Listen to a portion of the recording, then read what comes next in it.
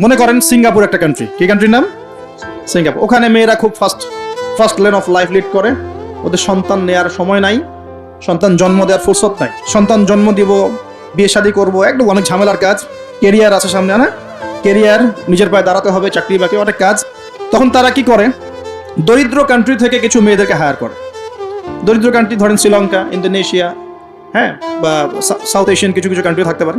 দরিদ্র কান্ট্রি থেকে মেয়েদেরকে হায়ার করে নিয়ে ওই মেয়ের গর্ভাশয়, যেটা আমরা বলি গর্ভাশয়, এখানে ওই পুরুষের শুক্রাণুকে ইনজেক্ট করে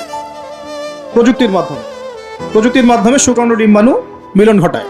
ঘটানোর পর এই মেয়ের ভিতরে বাচ্চা আস্তে আস্তে বয়স, খুব ভালো মন্দ খাওয়ানো হয় এই মেয়েটা যে গর্ভধারণ করছে, একে খুব ভালো মন্দ খাওয়ানো হয়, ফ্রেশ খাওয়ার, ফ্রেশ পানি।